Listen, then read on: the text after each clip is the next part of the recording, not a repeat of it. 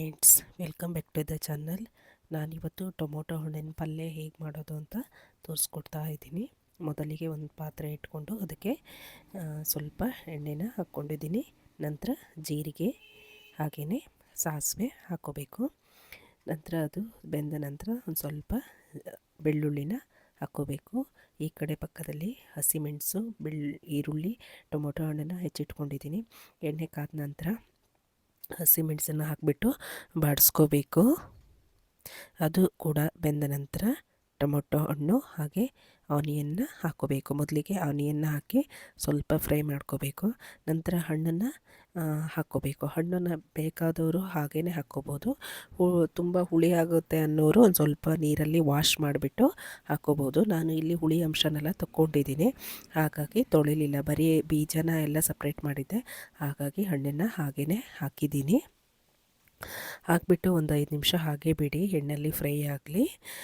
ನಂತರ ಅದನ್ನು ಪದೇ ಪದೇ ಹುಟ್ಟಾಡಿಸ್ಕೊತ ಇರಬಾರ್ದು, ಯಾಕಂದರೆ ಹಣ್ಣು ಮುದ್ದೆ ಮುದ್ದೆ ಆಗುತ್ತೆ. ಹಾಗಾಗಿ ಹಣ್ಣು ಹೇಗೆ ಹೆಚ್ಚಿರೋದು ಹಾಗೆ ಬೆಂದ್ಕೋಬೇಕು ಅಂದರೆ ಪದೇ ಪದೇ ಹುಟ್ಟಾಡಿಸ್ಕೋಬಾರ್ದು, ಹಾಗೆ ಮುಚ್ಚಿಬಿಡಬೇಕು. ಅದು ಎಣ್ಣೆಯಲ್ಲಿ ನೀಟಾಗಿ ಹಣ್ಣು ನೀಟಾಗಿ ಬೆಂದ್ಕೊಳ್ಳುತ್ತೆ. ನಂತರ ಅದನ್ನು ಒಂದು 2 ಸಾರಿ ಮತ್ತೆ ಹುಟ್ಟಾಡಿಸ್ಕೋಬೇಕು. ಪದೇ ಪದೇ ಹುಟ್ಟಾಡಿಸ್ಕೊತಾ ಇದ್ದರೆ ಅದು ಮುದ್ದೆ ಮುದ್ದೆ ಆಗುತ್ತೆ.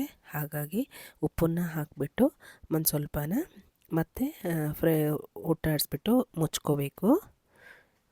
ಮುಚ್ಚಿ ಸಣ್ಣ ಉರಿಲಿ ಬೇಯಲಿಕ್ಕೆ ಇಡಬೇಕು. ಈ ಥರ ಮಾಡೋದ್ರಿಂದ ತುಂಬಾ ಚೆನ್ನಾಗಾಗುತ್ತೆ. ಪದೇ ಪದೇ ಹಾಗೆ ಉಪ್ಪು ಎಲ್ಲ ಹಾಕಿಬಿಟ್ಟು ಹುಟ್ಟಾಡಿಸ್ತಿದ್ರೆ ಹಣ್ಣೆಲ್ಲ ಮಾಲಿಶ್ ಆಗಿಬಿಡುತ್ತೆ. ಹಾಗೆ ಹಣ್ಣು ಹೆಚ್ಚಿದೆ ಇರೋ ಹಾಗೆ ಬೆಂದ್ಕೊಳ್ಳುತ್ತೆ. ಹಾಗೆ ಮುಚ್ಚಿ ಹಾಗೆ ಬೇಯಿಸಿದರೆ ತುಂಬಾ ಚೆನ್ನಾಗಾಗುತ್ತೆ.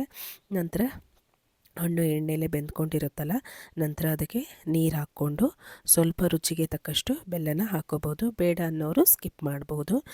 ಹಾಕಿದರೆ ತುಂಬ ಚೆನ್ನಾಗಾಗುತ್ತೆ, ಟೇಸ್ಟು ಕೊಡುತ್ತೆ. ಹಾಗಾಗಿ ನಂತರ ಒಂದು ಸ್ವಲ್ಪ ಅರಿಶಿನದ ಪುಡಿ,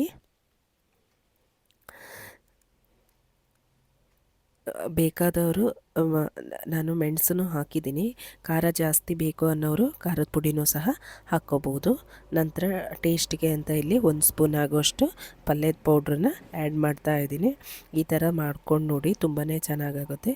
ಹಾಗೆ ಒಂದು ಸ್ವಲ್ಪ ಮೇಲ್ಗಡೆ ಕೊಬ್ಬರಿ ತುರಿದಿಟ್ಕೊಂಡಿರೋ ಕೊಬ್ಬರಿನ ಹಾಕ್ಕೋಬೇಕು. ತುಂಬ ಟೇಸ್ಟ್ ಆಗುತ್ತೆ. ಇದು ಚಪಾತಿಗೆ, ರೊಟ್ಟಿಗಂತೂ ತುಂಬಾ ಚೆನ್ನಾಗಾಗುತ್ತೆ.